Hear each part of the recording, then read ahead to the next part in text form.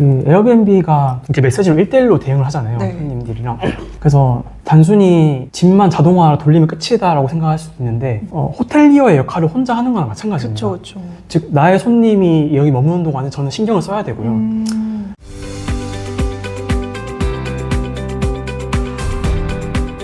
네, 안녕하세요. 반갑습니다. 저도 여행을 다니다 보면은 에어비앤비를 이용하는 경우들이 많은데 어떤 숙소는 호텔보다 더 좋은 숙소들도 많더라고요. 그리고 또 최근 들어서 엔잡러들이 늘어나면서 에어비앤비 호스트를 꿈꾸시는 분들도 많으실 텐데 그래서 오늘 에어비앤비 호스트에 대한 모든 것을 풀어드리기 위해서 작가님과 이야기 나눠보도록 하겠습니다. 작가님 안녕하세요. 네, 안녕하세요. 네, 저는 서울 마포에서 에어비앤비를 운영하고 있고요. 말씀하신 대로 에어비앤비의 모든 것을 풀어드리기 위해 이 자리에 나왔습니다. 먼저 단도직입적으로 물어볼게요. 네네. 에어비앤비로 월 평균 수익이 어느 정도 되시는 거예요? 지금은 월 250 정도는 꾸준히는 나오는 것 같아요. 네.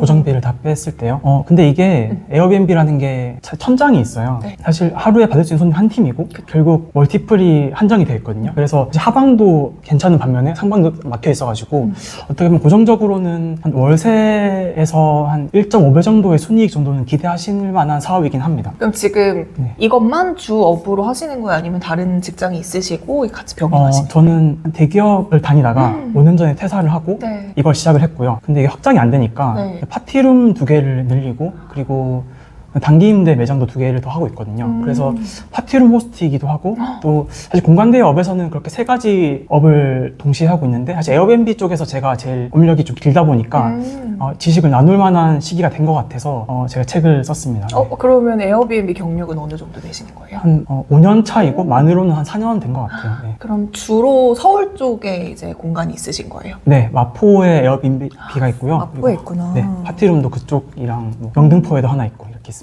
근데 보통 이제 숙소를 예약하시는 분들은 네. 숙소 하면은 관광지 이렇게 많이 떠올리시잖아요. 그쵸. 네. 근데 왜 마포로 정하신 거예요? 실제로 마포는 근데 관광지로서도 되게 유명하긴 합니다. 에어비앤비로는 가장 각광받는 자리 중 하나고요. 입지를 되게 고민 많이 하실 텐데 서울이면 사실 대부분 일단 시작하셔도 될 만하다는 생각이거든요. 저는 대신에 이제 공항이라든가 어떤 관광지나 그런 접근성을 자세히 설명만 해주면은 보통 게스트들은 예약을 합니다. 그럼 주로 예약하시는 분들은 네. 한국인이 더 많으세요? 아니면 외국인이 더 많으세요? 이게 사업자의 정확한 명칭이 외국인 도시 민박업이거든요. 아. 그래서 원칙적으로 외국인이 대상이 되고요. 대부분 저도 외국인이 손님이기도 하고요. 대신 서울이나 부산 지역에는 어떤 규제 샌드박스 등으로 인해서 내국인도 숙박할 수 있게끔 현재 다소 완화된 상황이어서 그 부분은 내국인도 1년에 절반 정도 받을 수 있다라고 생각하시면 됩니다. 근데 방금 지금 운영하시는 집이 네. 전셋집이라고 하셨는데 네네. 그럼 이거는 뭐 전세던 월세던 자가던 오피스텔 뭐 이런 거 빌라 상관없이 모든 집이면 일단 다 되는 거예요? 아닙니다. 외국인 도시 민박업 법령을 보면은 오피스텔이나 원룸은 되지 않는다고 명확하게 명시가 되어 있거든요. 근데 저 오피스텔 에어비앤비 본 거 같은데? 그게 지금 쟁점인데요. 네. 그 원룸이 안 되는 이유가 네. 호스트가 전입을 한 상태에서만 운영을 할 수 있게끔 법이 되어 있어요. 즉 세대주거나 세대원으로 전입이 되어 있어야 된다는 거죠. 그 원칙대로 하려면은 사실 호스트가 살고 있는 방이 하나 더 있어야 된다는 얘기거든요. 그러면 구조적으로 투룸 이상이어야만 이 비즈니스가 가능한 네. 거기 때문에 원칙적으로 그 원룸은 사업자가 나올 수가 없습니다. 그래서 불법이고요, 정확히는 원룸은. 근데 그 불법 원룸 숙소들이 네. 이제 올해 10월부로 다 삭제가 될 예정이거든요, 플랫폼에서. 이거는 에어비앤비 측에서 작년에 공표한 사실인데 점점 없어지고 있어요. 그래서 신규 업장은 없어지고 이제 사업자가 있어야만 등록을 할 수 있고 네. 이제 10월 이후에는 사업자가 없으면 아예 삭제가 되는 식으로 될 거라서 지금 숙소 개수가 적어도 서울에는 10,000개가 넘었었는데 지금 올해 말쯤에는 2,000여 개로 줄어들 예정입니다. 그만큼 거의 한 80%가 불법이었었다는 거네요. 그쵸. 네. 우선 에어비앤비 자체 수요가 그렇게 많았다는 얘기도 되거든요. 불법이 그렇게 성행했다는 거는. 그래서 왜 에어비앤비 사람들이 찾는지부터 그걸 이해하시면 이 업이 조금 더 애착이 갈 수 있거든요. 사실 에어비앤비 위치가 5성급 호텔과 모텔 사이쯤에 있거든요. 그래서 외국인 입장에서 봤을 때 저는 그 에어비앤비라는 수요 자체가 이 숙박업에서 어떤 대체할 수 없는 어떤 고유한 영역이 있다고 생각하거든요. 왜 사람들이 호텔이나 모텔 또는 여관을 가지 않고 에어비앤비를 가는가, 그 질문부터 시작을 해야 이 비즈니스가 본질적으로 이게 왜 존재하고 앞으로 어떻게 될 것인지도 예측이 가능하거든요. 우선 전 세계적으로 에어비앤비의 숙박업 점유율이 한 20% 정도 됩니다. 5명에서 1명 정도는 에어비앤비를 쓰고 있다는 거거든요. 이게 더 늘어날 여지는 있는데 모든 도시에서 이걸 좀 규제를 하고 있어요. 물리적으로 단점들이 좀 있기 때문에 그 도시의 관점에서는. 그럼에도 관광객 입장에서는 계속 에어비앤비 찾는 비중이 높거든요. 외국인이 사실 한국에 오면은 당연히 호텔을 찾겠죠, 먼저. 근데 호텔은 보통 상업지역에 있습니다. 그쵸. 역세권에 있고요. 보통 그리고 모텔 모여 있잖아요. 그런 모텔촌이라고 하는 곳들. 그래서 보통 명동이나 뭐 신촌 이런 데 주무시는데 그런 주거지역 있잖아요. 그 저희가 빌라라든가 네. 그런 용도구역상 주거로 되어 있는 곳에는 사실 숙박업이 불가능하거든요. 그러니까 외국인이 잘 수가 없어요. 즉 외국인은 당연히 상업지역에만 주무실 수 있고 그러다 보니까 좀 시끄럽고 모텔 뭔가 노래방도 근처에 있고 되게 편하긴 한데 그쵸. 네. 접근성은 좋은데 뭔가 이 도시를 오롯이 느끼는 즉 체험한 느낌은 덜 들거든요. 그래서 여행을 자주 할수록 로컬을 가고 싶다는 니즈가 있고 맞아요. 이 뭔가 이 현지인들이 살고 있는 이 주거지역에 한 번쯤 자고 싶다 이런 니즈가 있거든요. 그리고 그거를 채워줄 수 있는 게 에어비앤비밖에 없습니다. 물론 호스텔업도 가능하긴 한데 그 에어비앤비, 호스텔 두 가지가 아니면은 주거지역에서 숙박업 창업이 불가능하거든요. 그 수요 포인트가 이 핵심이고요, 에어비앤비에서는. 그러다 보니까 그 본질적 욕망뿐만 아니라 기능적으로 봤을 때도 에어비앤비는 사실 집이거든요. 그냥 호텔은 다 똑같거든요, 사실. 그 침대가 있고 약간 탁자가 하나 있고 보통 주방 시설은 없죠. 그게 이제 뷰가 좋냐 마냐 이런 것들 차이가 있고 보통 5성급 호텔이든 작은 호텔은 다 신발을 신고 들어가죠. 그냥 체인점이면 뭐 방콕을 가든 한국을 가든 다 비슷한 규격하는 서비스가 있잖아요. 근데 에어비앤비는 그 로컬이다 보니까 너무 달라요. 모든 지역에서. 당연히 외국인 입장에서 너무 신기하고 신발 벗고 들어가서 그냥 사소한 이제 가구들도 만져보고 형광등을 켜는 것도 되게 신기하시거든요. 형광등을 잘 안 쓰기 때문에. 그러니까 그런 사소한 주거 지역에서 한국인들이 사는 모습 있잖아요. 그거를 체험할 수 있는 공간이고 또 세탁기라든가 그런 주방 같은 시설도 있기 때문에 중장기 숙박으로 약간 로컬에서 머물고 싶어하는 분들이 반드시 찾습니다. 그러니까 에어비앤비를 이용하는 것 자체가 관광의 경험에도 이제 포함이 되는 거죠. 그렇죠. 하나의 컨텐츠인 거죠. 네. 규격화되어 있지 않거든요, 에어비앤비란 건. 그리고 또 몰려있지 않고 약간 오버투어리즘 문제도 있거든요. 도시 같은 한 곳에 몰리기 때문에. 근데 에어비앤비는 완전 로컬에 들어가기 때문에 사실은 예측이 불가능하죠. 내가 문을 열었을 때 어떤 집이 나올지 모르기도 하고요. 그리고 이 동네도 한번 돌아봐야 되고 외국인 나밖에 없고 약간 그런 느낌을 즐기시는 것 같아요, 제가 보기에는. 맞아요. 저도 그냥 우리가 일반적으로 호텔 하면 그냥 딱 전형적인 그 호텔의 느낌을 떠올리지만 에어비앤비는 뭐 어디를 가느냐에 따라서 완전 느낌이 달라지기 때문에 네, 세상에 동일한 에어비앤비는 없습니다. 그쵸. 되게 매력이 있는 것 같아요. 그럼 이런 수요로 에어비앤비의 매력도는 이해를 했어요. 네네. 그러면은 이제 본격적으로 에어비앤비를 창업을 하려고 하시는 분들도 있으시잖아요. 네. 그럼 어디서부터 어떻게 준비를 해야 되는 거예요? 이게 되게 중요한 질문인데 네. 우선 외국인 도시 민박업이라는 사업자 발급이 필요합니다. 그러면 서울에. 에어비앤비는 네. 외국인 말고 한국인은 절대 이용할 수 없어요. 지금 외도민 법에 의하면은 네. 사실 그렇게 되어 있습니다. 아. 그래서 이게 도시 민박업으로 바꿔야 된다는 개정 여론도 있고요. 당연히 내국인도 도시에 묵고 싶거든요. 병원 근처라든가 또는 교환학생이라든가 필요한 수요고 반드시 그 농어촌에 도시민들이 이렇게 민박을 제공하듯이 도시에서도 왜 객지인들한테 반드시 일주일이나 3일 정도씩은 방을 내어줄 수 있게끔 그 수요가 존재하기 때문에 그걸 이제 조금씩 풀어주는 게 규제 샌드박스고요. 완전히 규제가 법령을 풀린 건 아닌데 전반적인 흐름은 외국인 도시 민박업에서 도시 민박업으로 즉 내국인 차별 없이 민박을 제공한다는 관점으로 잡힐 것 같습니다. 이건 제 추측인데요. 이게 어쨌든 규제로서 좀 풀어야 될 게 있다. 네.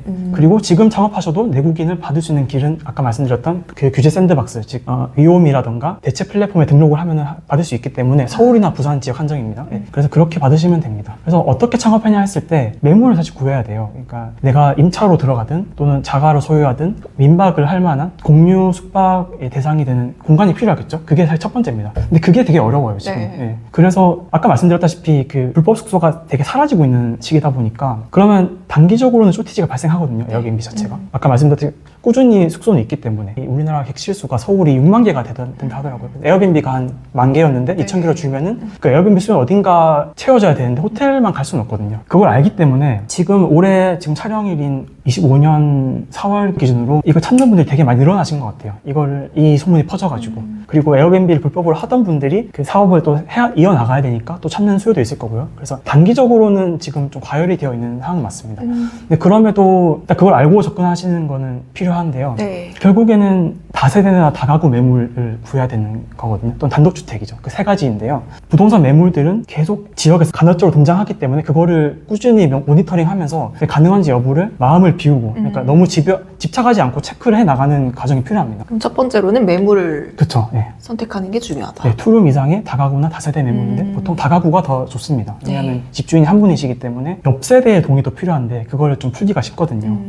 그래서 그 매물을 찾는 과정에서 이 레도민업에 필요한 서류들이 뭐가 필요한지를 같이 파악을 해놓는 게 필요하겠죠. 즉 집주인의 동의서 그리고 다세대나 다가구일 경우에는 이런 인접한 호실 아래 위 또는 그게 구마다 다른데요. 보통은 인접한 호실을 요구합니다. 그분들의 동의서까지 필요하기 때문에 단독주택이 제일 좋고요. 집주인이 허락이만 있으면 되니까. 그리고 다가구 같은 경우에는 집주인 한 분이시기 때문에 그나마 풀기 편한데요. 다세대는 조금 옆 세입자가 한다고 하더라도 자기는 또 나가잖아요. 그 집주인이 따로 있기 때문에 그 한 집을 여러 명이 소유한 경우에는 동의 범위가 조금 더 까다로울 수 있습니다.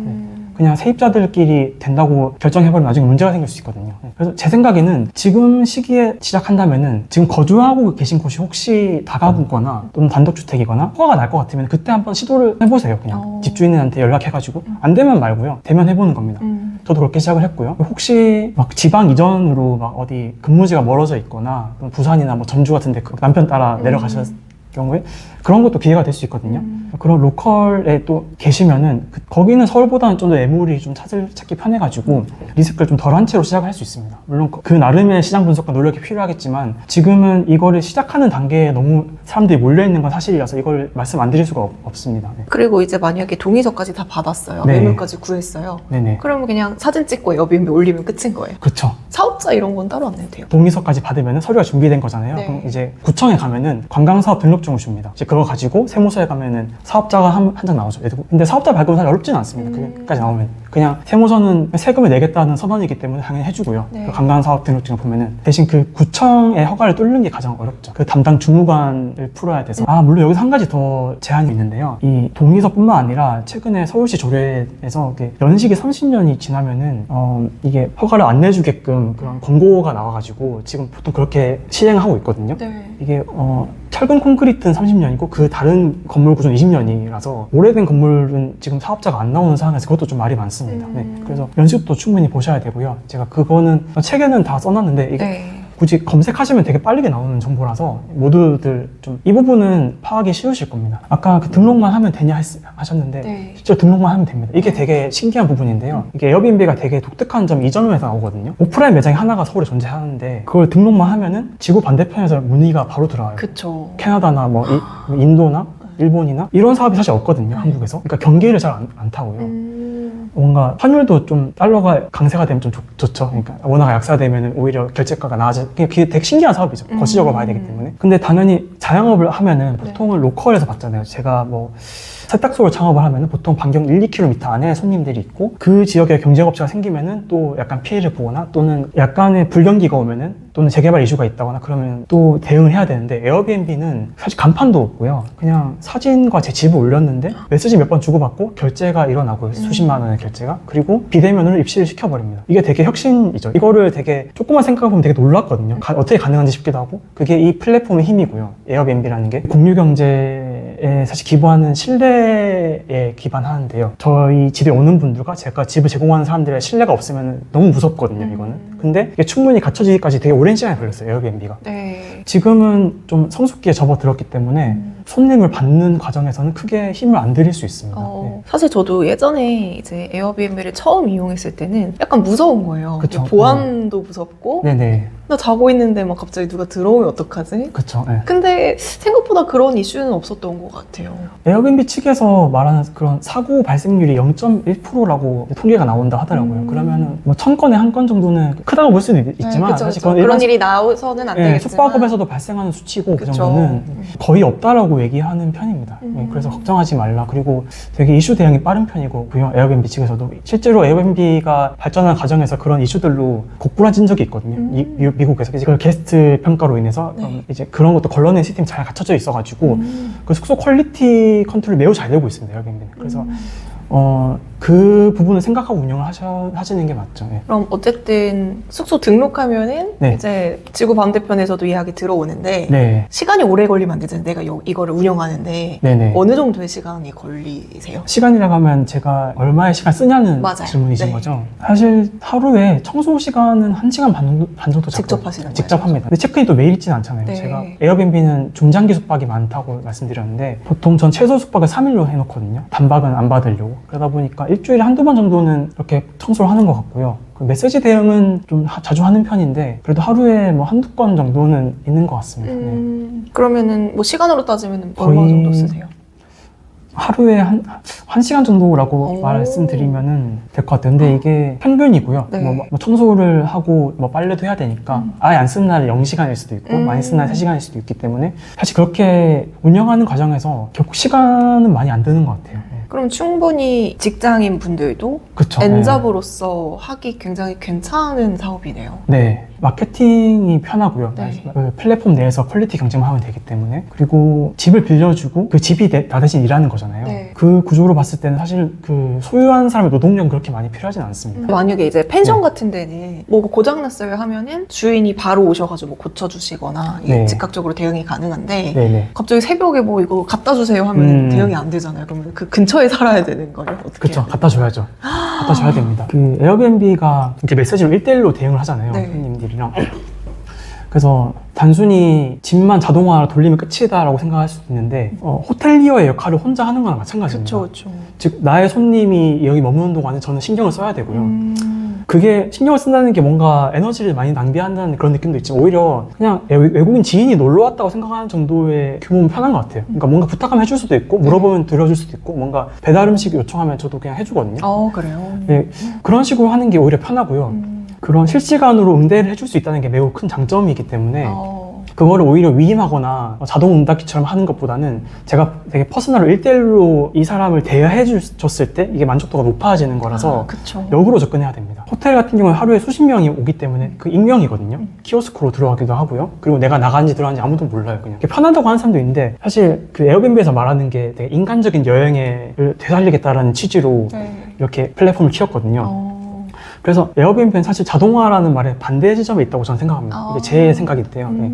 그래서 되게 메시지도 퍼스널하게 보내는 편이고요. 사람 이름을 불러주거나 또는 뭐 날씨가 안 좋으면 뭐 조심히 오라고 얘기해주기도 하고요. 또 차 막히면은 뭐 그런 것도 케어해주고. 근데 이게 어렵지는 않습니다, 생각보다. 그냥 약간 포멀하게 하긴 해야죠. 물론 그 게스트 입장에서 안 좋아할 수도 있기 그쵸, 때문에 그쵸. 어떤 형식 내에서 조금의 약간 개인화된 느낌을 주게끔 전 노력하는 편이고요. 약간 부담스럽지 않을 정도로만. 근데 이게 되게 잘 먹히는 편이고 이게 에어비앤비만 할 수 있는 겁니다. 이게 어쨌든 너무 이제 로봇처럼 AI처럼 하기보다는 네. 약간의 이제 나를 위한 그런 느낌을 줄 수 있도록 하는 게 중요할 것 같다. 근데 어느 정도는 자동화된 게 있어야 되잖아요.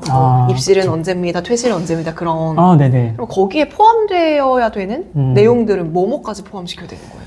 물론 규격화된 건 필요하죠. 입실 안내와 또는 당연히 체크아웃 안내 메시지도 필요할 거고요. 체크인이 완료됐을 때 이제 주차라든가 웰컴 메시지 같은 것도 만들어 놓으면 좋고요. 근데 거기서 이제 조금씩 커스터마이즈 하는 거죠. 사람 이름 바꿔주고 그다음에 저녁이면은 굿나잇이라고 하고 뭐 그런 식으로 바꿔주는 편이고요. 자동화라고 부업을 하시는 분들이 되게 좋아하는 키워드거든요. 자동화된다. 그쵸. 예. 네. 시작하는 단계에서는 좀 생각 안 하시는 게 더 좋을 것 같습니다.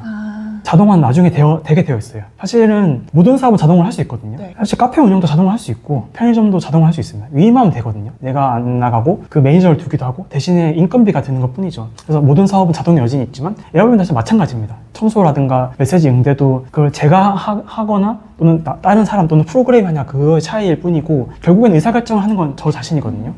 감정을 약간 쏟아야 되고 그쵸. 그래서 하다 보면 이게 규격화되고 뭔가 뇌 에너지를 덜 쓰는 타이밍이 옵니다. 뭔가 청소도 되게 편해지고요. 네. 이제 이슈도 제가 뻔해지거든요. 이 발생하는 것들이.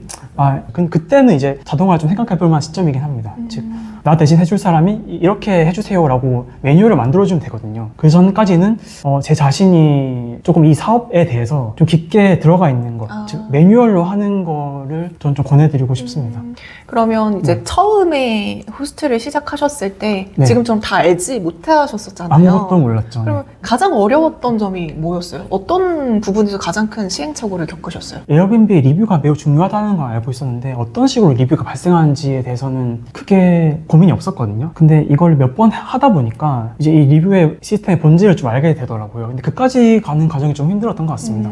왜냐면 당연히 그냥 리뷰 많이 남겨보셨겠지만 네. 보통 안 남기잖아요. 맞아요. 뭘 주거나 아니면 너무 만족스럽거나 아니면은 남기는 경우는 보통 이런 경우죠. 마음에 안 들거나 약간 클레임식으로 남기는 거죠. 이 리뷰는 그래서 보통 부정적인 게 되게 많습니다. 그 숙박 플랫폼 보면요. 호텔도 되게 안 좋은 걸 많이 써요, 사람들이. 아무리 좋은 호텔이라도 다 좋은데 이건 안 좋았다. 맞아요. 또는 뭐 그냥 10중 8구는 그냥 쓰고 가는 거예요. 리뷰를 남기는 게 되게 특이한 경우거든요. 에어비앤비는 리뷰가 너무 중요한 플랫폼이고 어떻게든 리뷰를 잘 받아야만 살아남을 수 있고 그 리뷰가 되게 신뢰성이 매우 높은 편이고요. 이 플랫폼에서도 이거를 대가성 리뷰라던가 리뷰 자체가 뭔가 인위적으로 뭔가 교환했다거나 그런 것들을 최대한 걸러내거든요. 이용자 입장에서도 이 평점과 리뷰, 즉 안 좋은 리뷰도 너무 적나라하게 있기 때문에 이걸 신뢰할 수밖에 없는 겁니다. 에어비앤비 평균 점수가 4.8로 나오거든요. 즉 그게 슈퍼호스트 기준인데 대부분 만족한다는 거예요. 이 말이 무슨 말이냐면 리뷰가 안 좋은 숙소는 퇴출됐다는 거죠. 되게 멀리 밀려나기도 하고요. 몇 번 경고를 받으면 숙소가 이제 리스트가 삭제되기도 합니다. 그만큼 열심히 그 창업을 해도 리스크가 그 안에 있다는 거거든요. 그러면 리뷰를 어떻게 잘 받아야 될까를. 근데 저는 지금 리뷰가 한 4.9에 수렴을 하는데 수백 개 정도 있는데요. 네. 리뷰 남겨달라고 하면 남기기 싫잖아요. 왠지 그쵸, 그쵸. 뭔가 당연히 자연스럽게 남기게끔 어떻게 할 것인가에 대한 고민을 많이 했는데 첫 번째는 우선 게스트가 느끼는 걸 먼저 이해해야 됩니다. 즉 부정적인 걸 먼저 느낍니다. 결점이 될 만한 것들. 그걸 아예 없애는 게 첫 번째입니다. 위생은 당연하겠죠. 친구의 냄새라든가 화장실 뭐 청소라든가 들어와서 나갈 때까지의 향도 신경을 써야 되고 맞아요. 거기서 하나라도 뭔가 결함이 나면 반드시 리뷰에 나오고요. 어쩔 수 없으면은 반드시 명시해야 됩니다. 알고 들어오게끔. 그러면은 이제 지적할 게 없잖아요, 숙소에. 그럼 그 상태에서 리뷰를 어떻게 남기냐 했을 때는 내가 지불한 비용보다 이 숙소에서 느낀 체험의 총합이 크면 됩니다. 그 만족도가. 이게 진짜 네. 호스트지만 호텔의 지배인이자 컨시어저이자 컨시어지죠, 예. 진짜 뭐 하우스키퍼이자 모든 걸 다 통합한 역할을 해야 되는 거네요. 근데 그래서 이게 사실 하루에 투입하는 시간 얼마 되지 않아도 생각할 게 되게 많은 거죠. 그 리뷰에 계속 전전긍긍해야 되고 그렇죠. 이게 숙소가 만들어지기까지는 시간이 걸리기 때문에 근데 이거는 시작하면 알 수 있습니다. 그러니까요. 네. 이게 숙소를 올리는 것까지는 쉬워도 이거를 네. 갖춰나가는 데는 어느 정도의 노하우가 좀 필요할 것 같긴 하네요. 어쨌든 수익을 내려고 사업하시는 거잖아요. 그쵸, 네. 그러면 그 숙소의 가격은 어떻게 측정하시는 거예요? 이게 사실 가격이라는 게 절대적인 기준이 있고 상대적인 기준이 있긴 한데 상대적인 기준은 이제 주변 숙소를 보고 정하면 됩니다. 네. 내가 주변에 이 정도 룸에서 얼마 정도가 받고 있고 또는 호텔은 이 정도고 내가 이것보다는 덜하거나 잘하겠지 또는 거기서 플러스 알파를 하는 거죠. 숙박업의 비용이라는 건 생각보다 다른 비즈니스에 비해서 탄력적이거든요. 성수기에는 오르기도 하고 네. 또는 비수기에는 떨어뜨리기도 그쵸, 하고 그쵸. 이거를 고객도 이게 용인을 합니다. 그래서 제가 달력의 가격을 조정할 수 있어요, 매일매일. 그래서 약간 그것도 수요랑 공급을 보면서 맞춰가면 되고 보통 이 정도 레벨의 숙소가 서울에서 또는 그 지역에서 어느 정도 받고 있는지를 보면 감이 오실 겁니다. 그리고 절대적이란 거는 이제 내가 내 집에 머무는데 얼마 정도를 지불할까에 대해서 판단을 하면 되는데요. 이거는 사실 너무 전문적이지 않아도 자기 판단을 믿으시면 됩니다. 저는 그렇게 생각합니다. 예. 숙박업에 사실 전문가는 없다고 생각하거든요. 그쵸. 저는. 예. 특히 에어비앤비는 민박이고 공유 숙박이기 때문에 가격을 맞춰가는 과정이 필요한데 처음에는 좀 낮춰서 시작한 게 맞겠죠. 그거는 어쩔 수 없는데 이게 초과 수요가 발생했을 때 조금씩 올리는 식으로 그런 최적점을 맞춰가면 되기 때문에 가격에 대해서는 너무 걱정 안 하셔도 될 것 같아요. 네. 그럼 어쨌든 초기 투자 비용이란 것도 있잖아요. 네. 인테리어도 있을 테고 뭐 침구류도 사야 되고 네. 그러면 그거 회수 비용도 다 감안해야 되지 않을까요? 에어비앤비라는 게 네. 초기 투자 비용이 그렇게 많지 않거든요. 그래요? 물리적으로 한 500만 원 선이면 집이 일단 전제하에서는 인테리어라든가 그런 집기를 다 드리는 데는 네. 그 정도면 충분한 것 같아요. 그래서 월 수익을 손익분기점을 쌓여있을 때 한 3, 4개월 정도면은 그게 넘어서는 시점으로 보는 게 맞습니다. 금방인데요? 생각보다? 이거를 금방이 아니면 오히려 위험한 사업이죠. 임차로 할 확률이 높기 때문에 네. 또는 법도 바뀌고 하니까 한 3, 4년 뒤에 수익이 오는 시점을 보는 것보다는 그쵸. 적어도 6개월 안에는 내가 이거를 수익으로 만들겠다라는 걸로 생각하시는 게 게, 즉 타이트하게 잡는 게 좋습니다. 만약에 제가 살고 있는 집이 있어요. 네, 근데 제가 이제 6개월 동안 출장을 가야 돼요. 네네. 6개월 동안 집이 비니까 좀 아깝잖아요. 그쵸. 이 6개월만 에어비앤비를 할 수가 있어요. 그게 원래 됐거든요. 네. 그리고 그게 공유 숙박의 본질이에요. 그러니까 내가 이게 사업적으로 너무 커지는 것보다는 네. 남는 방이나 남는 집을 내가 여행 가거나 또는 다른 지역에 있으면 잠깐 빌려주겠다. 숙박이 필요한 사람에게. 그렇게 이 사업을 시작했는데 약간 변질이 되면서 너무 시장이 커진 건데요. 지금으로서는 6개월 정도면은 이게 숙박업이냐 아니냐의 판단은 반복적으로 서비스 제공하냐 마냐에 있거든요. 이게 돈을 꾸준히 벌고 있냐, 위생 서비스를 반복적으로 제공하냐 마냐에 있기 때문에 6개월이면 아마 사업자 없으면 안 될 거고요. 너무 당기면은 그냥 카페나 네. 당근마켓에 올리셔가지고 그게 단기 세입자를 구하는 진짜 그게 공유 숙박이죠. 말 그대로. 사업이 아니라. 이게 사실 네. 외국인들을 상대로 하는 사업이기 때문에 네네. 어떻게 보면은 재구매율을 끌어내기 살짝 어려운 사업이기도 하잖아요. 그쵸, 네. 한번 만나면 이제 영원히 안녕할 수도 있는 건데 네. 그럼에도 이 에어비앤비 사업에 매력이 있다면 어떤 걸까요? 그 재구매가 일어나지 않는다는 사실이 오히려 기회일 수 있거든요. 그러니까 지금 내가 마주한 손님은 다시는 안 온다. 사실 이거는 확률적으로 높아요, 되게. 왜냐면 다시 한국에 올 확률이 낮고 다른 곳에 갈 확률이 높잖아요. 그렇기 때문에 아까 말씀드렸던 유연한 서비스가 가능한 거예요. 만약에 내가 식당을 하면은 네. 밥하고 공기를 더 주면은 다음에 오면 또 기대할 거 아니에요. 그쵸. 그리고 옆자리 손님도 이거를 보고 나도 주세요 이럴 거기 때문에 이게 안 되는데 내가 이 3일 동안 이 사람을 마주하는 게 단 한 번이고 평생에 그러면은 이 서비스가 좀 유연해질 수 있거든요. 그래서 그 부분을 오히려 기회로 삼는 거죠. 이 사람은 단 한 번 보는 거고 그러니까 소위 아까 말씀 진상이란 것도 어차피 3일 뒤면은 가시는데 네. 이렇게 계속 요청하셔도 그냥 이 레벨을 맞춰주면은 그냥 서로 웃으면서 잘 지낼 수 있구나. 그냥 좀 유난스러운 외국인 친구가 서울에 왔구나 이렇게 생각하는 거죠. 네. 그 재구매라는 거는 특정 고객에게는 재구매가 일어나지 않지만 이 다수의 타겟에게는 약간 보편적으로 보는 게 맞습니다. 이 숙소의 가치와 이 소비자가 원하는 것들은 수준은 균일하기 때문에 이 숙소를 예약하는 사람이 어떤 선은 충분히 갖춰져 있으면은 그 비슷한 그룹의 사람도 예약한다는 거거든요. 그래서 에어비앤비의 재고 수준이죠. 한 달에 30박만 채우는 거로는 이 전 세계를 타겟으로 했을 때는 그 재구매가 전혀 없어도 충분히 채울 수 있는 환경이라고 봅니다. 네. 그래서 그 아까 말씀드렸던 그 꾸준한 수익이 가능한 거죠. 이것만 봤을 때는. 네. 제가 처음에 에어비앤비 호스트 되기 이 책을 딱 접했을 때는 그냥 뭐 숙박업 되게 가볍게 생각했었는데 생각보다 되게 세심한 영역인 것 같아요. 네. 에어비앤비 호스트를 꿈꾸시는 분들께 오늘 영상이 많은 도움이 되시기 바라겠습니다. 오늘 말씀 감사합니다. 네, 감사합니다.